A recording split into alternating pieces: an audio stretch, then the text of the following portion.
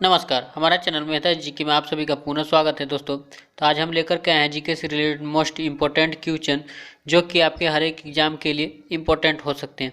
और ऐसे ही क्वेश्चन हम हर रोज़ लेकर के आते हैं जीके क्यूज की तरह। आप चाहें तो हर रोज़ हमारे वीडियो के साथ बन सकते हैं चैनल को सब्सक्राइब करके और बेल आइकन ओपन करके। जब भी हम वीडियो अपलोड करेंगे तो आप सबों को हमारी अपलोड का इन्फॉर्म मिल जाएगी, या जब भी हम लाइव आएंगे तो आप सबों को इन्फॉर्मेशन मिल जाएगी। तो चलिए दोस्तों, आज की जो दो फैक्ट ऐसे बताने वाले हैं जो कि आपके लिए इम्पोर्टेंट हो सकती है। दोस्तों, आज जो डॉक्टर राजेंद्र प्रसाद हैं उनका जन्म दिवस है आज। और दोस्तों, एक और फैक्ट है जो कि अंतर्राष्ट्रीय विकलांग दिवस मतलब दिव्यांग दिवस, अंतर्राष्ट्रीय दिव्यांग दिवस आज है। तो यानी कि 3 दिसंबर को आज दो फैक्ट आप सबों को मिली करंट से रिलेटेड। तो ऐसे ही करंट चाहते हैं तो आप हमें कमेंट कीजिए और हम हर रोज़ का करंट आपको बताएंगे। और अगर आप पीडीएफ इस वीडियो को डाउनलोड करना चाहते होंगे तो डिस्क्रिप्शन बॉक्स में पीडीएफ लिंक मिल जाएगी और हमारे व्हाट्सएप ग्रुप का लिंक मिल जाएगी, जहाँ से जाकर के आप हमें व्हाट्सएप पे भी फॉलो कर सकते हैं। चलिए फर्स्ट नंबर क्वेश्चन की ओर चलते हैं और वीडियो को स्टार्ट करते हैं। तो फर्स्ट नंबर क्वेश्चन आपको मिल जाती है, नेफ्रोलॉजी कुछ खाली स्थान है के साथ जुड़ा हुआ है। तो आपको मिलती है कुछ समय। दोस्तों, इसकी राइट आंसर हो जाएगी गुर्दा। इसकी राइट आंसर सी नंबर हो जाएगी दोस्तों, गुर्दा। तो चलिए इनसे रिलेटेड एक फैक्ट बनी है, उन सभी के बारे में बात कर लेते हैं। तो नेफ्रोलॉजी जो है वह गुर्दा के साथ जुड़ा हुआ है, ये आप जानते हैं दोस्तों। क्या आप जानते हैं कि हमारी वीडियो अगर आप पूरी देखते हैं तो कितनी क्वेश्चन आप जान पाएंगे? दोस्तों चलिए हम डिटेल में बताते हैं। हम 10 क्वेश्चनों का सीरीज लेकर के आते हैं हर रोज, प्लस 10 क्वेश्चन से हम 4 फैक्ट लेकर के आते हैं, यानी कि 10 क्रॉस 4 यानी कि 40। अब प्लस 10 यह क्वेश्चन होगी तो टोटल क्वेश्चन आपको 50 कराई जाएगी, जो कि केवल 10 मिनट में ही कराई जाएगी। तो आप हमारे पूरे वीडियो के साथ बने रहिएगा। 10 मिनट में 50 क्वेश्चन। दोस्तों 1 मिनट में आपको 5 क्वेश्चन मिलने वाले हैं, तो इससे ज़्यादा इंटरेस्टिंग बात और कुछ नहीं होने वाली है। तो चलिए सेकंड नंबर क्वेश्चन की हम बात करते हैं। तो कैल्शियम हाइड्रोक्साइड के सॉल्यूशन का नाम क्या है? तो आपको मिलती है कुछ समय। दोस्तों इसकी राइट आंसर ए नंबर हो जाएगी, नींबू पानी। तो चलिए इनसे रिलेटेड जो क्वेश्चन पूछे गए हैं, पूछे जाने वाले हैं, इनसे रिलेटेड फैक्ट बनती है, उन सभी के बारे में हम बात करते हैं। तो नींबू में सिट्रिक अम्ल पाया जाता है। नींबू विटामिन सी का स्रोत है और सिरका का प्रयोग दवा एवं अल्कोहल में बनाने में होता है। और पानी में अनेक खनिज लवण घुले होते हैं दोस्तों। तो चलिए नेक्स्ट नंबर क्वेश्चन की बात कर लेते हैं। तो थर्ड नंबर क्वेश्चन है, भारत के मुख्य निर्वाचन आयुक्त को उनके पद से कौन हटा सकता है? तो आपको मिलती है कुछ समय। तो दोस्तों इसकी राइट आंसर ए नंबर हो जाएगी, संसद के दोनों सदन मिलकर के उसे हटा सकते हैं। तो चलिए इनसे रिलेटेड जितनी सारी फैक्ट है किस प्रकार इनको हटा सकते हैं उन सभी के बारे में हम बात करते हैं। तो भारत में मुख्य निर्वाचन आयुक्त को उनके पद से संसद के दोनों सदनों के द्वारा हटाया जा सकता है, और सीईसी को उसी विधि से हटाया जा सकता है जैसे उच्च न्यायाधीश के न्यायाधीशों को। और अगर यहीं पे बात कर ले तो सीईसी को महाभियोग द्वारा हटाया जाता है। और महाभियोग तो कैसे लगाया जाता है दोस्तों, चलिए इनके बारे में हम डिस्कस कर देते हैं। तो महाभियोग एक सदन द्वारा लगाया जाता है और 2/3 बहुमत से पारित कर देता है और पुनः दूसरे सदन में भेज दिया जाता है। और वहाँ पे भी 2/3 बहुमत से पारित हो जाए तो उसे महाभियोग साबित हो जाता है दोस्तों, वहीं से महाभियोग साबित हो जाता है। इस प्रकार से महाभियोग की सिस्टम बनाई गई है। तो चलिए नेक्स्ट नंबर क्वेश्चन की बात कर ले। 4 नंबर क्वेश्चन है, हाल ही में पता चला कि हिमालयन फॉरेस्ट थ्रस्ट नामक पक्षी की प्रजाति कहाँ पाई जाती है? यह पता चली है। तो आपको मिलती है कुछ समय। तो इसकी राइट आंसर बी नंबर हो जाएगी, उत्तरी पूर्वी हिमालय। तो यह दोस्तों करंट से है, आप सभी इस पर ध्यान देंगे कि यह करंट से रिलेटेड है। तो चलिए नेक्स्ट नंबर फैक्ट की बात कर ले इनसे रिलेटेड। तो ऑर्निथोलॉजी जो है इसमें पक्षियों का अध्ययन किया जाता है। और रेड डाटा जो बुक एक है वह संकटग्रस्त प्राणी की एक सूची है, जिसमें एक बुक है उसमें सूची बनाई गई है इन सभी के बारे में। और यहीं केंद्रीय चिड़ियाघर की बात कर ले तो वह नई दिल्ली में स्थित है दोस्तों। और डॉक्टर सलीम की बात करें तो भारत के पक्षी के सबसे बड़े विशेषज्ञ के बारे में उन्हें जाना जाता है। और दूसरी फैक्ट की बात कर ले तो जो सलीम अली है वह पक्षी विज्ञान संस्थान कोयम्बटूर में है, इनके नाम से एक पक्षी विज्ञान संस्थान भी अवस्थित है। तो चलिए यहीं पे 5 नंबर क्वेश्चन की बात कर लेते हैं। तो आधुनिक आनुवंशिक का जनक किसे माना जाता है दोस्तों? तो इसकी राइट आंसर बी नंबर हो जाएगी, ग्रेगर मेंडल। तो चलिए इससे रिलेटेड जितनी सारी फैक्ट बनने वाली है उन सभी के बारे में हम बात कर ले।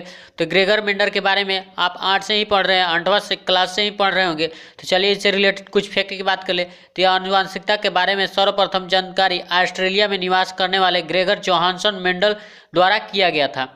और आनुवंशिकता के लक्षण और पीढ़ी दर पीढ़ी संचालित होते रहते हैं दोस्तों आनुवंशिकता इनके अनुसार। और जोहानसन ने 1909 ईस्वी में सर्वप्रथम जीन शब्द का प्रयोग किया था। और यहीं पे अगर बात कर ले हम वाटसन एवं क्रिक की, नहीं सॉरी दोस्तों, वाटसन की केवल, तो 1905 में सर्वप्रथम जेनेटिक शब्द का प्रयोग किए थे। और आनुवंशिक संबंधित प्रयोग के लिए मेंडल ने मटर के पौधे को चूज किया था, चुना हुआ था।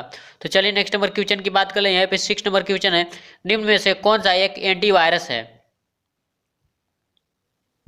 दोस्तों इसकी राइट आंसर डी नंबर हो जाएगी, डॉक्टर वेब।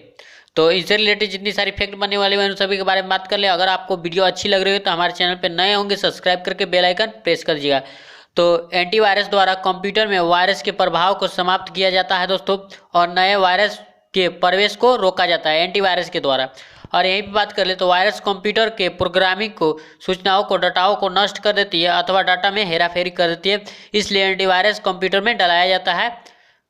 और यहीं पे नेक्स्ट फैक्ट की बात कर लेते हैं। तो कंप्यूटर वायरस का प्रयोग कंप्यूटर में उपयोगी सिस्टम को नष्ट कर देता है दोस्तों। तो कंप्यूटर वायरस को हटाया जाता है एंटीवायरस के द्वारा। अगर आप कंप्यूटर से क्वेश्चन चाहते हैं तो आप हमें कमेंट्स कीजिए। आपको कंप्यूटर से रिलेटेड जितनी सारी फैक्ट या जितनी सारी क्वेश्चन में पूछी गई है, और ऐसा नहीं है कि कंप्यूटर से रिलेटेड 1-2 क्वेश्चन हर एक एग्जाम में नहीं पूछी जाती है दोस्तों। तो आप चाहें तो कंप्यूटर के बारे में भी पढ़ सकते हैं एक कमेंट के जरिए। तो चलिए 7 नंबर क्वेश्चन की बात कर ले। तो लुईस पास्चर को किस खोज के लिए जाना जाता है? दोस्तों इसकी राइट आंसर डी नंबर हो जाएगी, रेबीज के टीका के लिए। तो चलिए इससे रिलेटेड जितनी सारी फैक्ट बनने वाली है उन सभी के बारे में बात कर ले, और जो 4 ऑप्शन मिलते हैं उन सभी के बारे में हम डिस्कस कर ले। तो लुई पास्चर जो थे वो रेबीज के टीके के लिए खोज करने के लिए जाने जाते हैं दोस्तों। और चेचक के टिकट की खोज जो थे वो एडवर्ड जेनर ने किया था। सर्वप्रथम टीका का खोज उन्हीं ने किया था। और यहीं पे बात कर लेते हैं हम पोलियो के टीका की। तो जोहानसन साल और अल्वर साबिन द्वारा किया गया था। तो दोस्तों और नेक्स्ट क्वेश्चन की बात कर लें। यहीं पे 8 नंबर क्वेश्चन है, और ये तो आपके लिए VVI, जितना VVI कहें, जितना इम्पोर्टेंट कहें वो आपके लिए है। तो इस क्वेश्चन को आप ध्यानपूर्वक पढ़ेंगे और ध्यानपूर्वक देखेंगे। तो बायोगैस का प्रमुख हिस्सा कौन है? तो आपको मिलती है कुछ समय दोस्तों। तो इसकी राइट आंसर सी नंबर हो जाएगी, मीथेन। तो चलिए इससे रिलेटेड जितनी सारी फैक्ट बनने वाले उन सभी के बारे में बात कर ले। तो बायोगैस का प्रमुख हिस्सा जो होता है वह मीथेन है, और बायोगैस में 65% हिस्सा मीथेन का होता है। और गले गोबर के सड़ जाने से, गीले गोबर जब सड़ जाते हैं दोस्तों तो उसमें ज्वलनशील जो होता है वह मीथेन बन जाता है। और बायोगैस का अवशिष्ट एक उत्तम खाद है दोस्तों, यह खेत में भी काम कर सकती है। तो यहीं पे नेक्स्ट नंबर एवं 9 नंबर क्वेश्चन की बात करें तो ब्रिटिश सरकार को भारत को कब स्वतंत्रता देने के लिए सहमत हुई थी? तो आपको मिलती है कुछ समय। दोस्तों इसकी राइट आंसर सी नंबर हो जाएगी, 1946। तो चलिए इससे रिलेटेड जितनी सारी फैक्ट बनने वाली है उन सभी के बारे में हम अगर बात करते हैं। तो ब्रिटिश सरकार 1946 ईस्वी में भारत को स्वतंत्रता देने के लिए सहमत हुई थी। और यहीं भी बात कर ले तो 16 अगस्त 1946 को कैबिनेट मिशन पारित हुआ था दोस्तों, भारत में आया था। और इस मिशन का प्रावधान के अधीन अंतरिम सरकार का गठन का पहल किया गया था दोस्तों इस मिशन के द्वारा।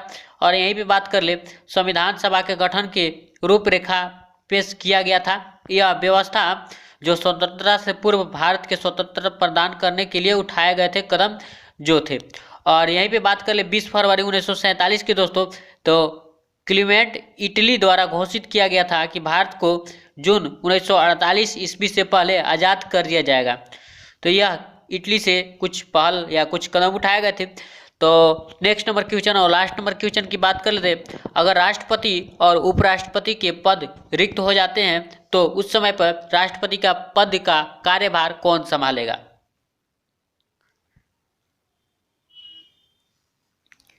तो दोस्तों इसकी राइट आंसर सी नंबर हो जाएगी, भारत के मुख्य न्यायाधीश। तो चलिए इनसे रिलेटेड जितनी सारी फैक्ट बनेगी उन सभी के बारे में अगर हम बात कर रहे हैं, तो अगर राष्ट्रपति और उपराष्ट्रपति के पद रिक्त हो जाते हैं तो उस समय राष्ट्रपति के पद के पूरे कार्यभार को भारत के मुख्य न्यायाधीश के द्वारा उन्हें संभाला जाएगा। तो दोस्तों यहीं पे वीडियो लास्ट करती है, और आप हमारे चैनल पर नए होंगे तो चैनल को सब कर दीजिएगा सब्सक्राइब और बेल आइकन को ओपन कर दीजिएगा। आप वीडियो को लाइक नहीं किए होंगे दोस्तों तो वीडियो को लाइक कीजिएगा, वीडियो को शेयर कीजिएगा अपने स्टडी ग्रुप में ही, और एक कमेंट करके जाइएगा कि वीडियो कैसी लगी। अगर वीडियो अच्छी लगती है और आप कंप्यूटर से रिलेटेड जानकारी चाहते हैं तो आप हमें कमेंट कीजिए, आपको हम कंप्यूटर से रिलेटेड क्वेश्चन लेकर के आएंगे। और दोस्तों बहुत ही जल्द एक और वीडियो आने वाली है जो कि आपके लिए इंपॉर्टेंट हो सकती है, तो आप हमारे चैनल के साथ बने रहिएगा और नोटिफिकेशन ऑन कर दीजिएगा। और इसी प्रकार हम हर रोज एक वीडियो लेकर के आते हैं दोस्तों, और अगर कहीं अच्छा फैक्ट मिल जाती है तो हम 2 वीडियो दिन भर में लेकर के आ जाते हैं। तो आप हमारे चैनल के साथ जुड़े रहिएगा। तो आई होप कि आप सबको यह वीडियो बेहद पसंद आई होगी दोस्तों। फिर मिलेंगे इस प्रकार के वीडियो सीरीज के साथ दोस्तों।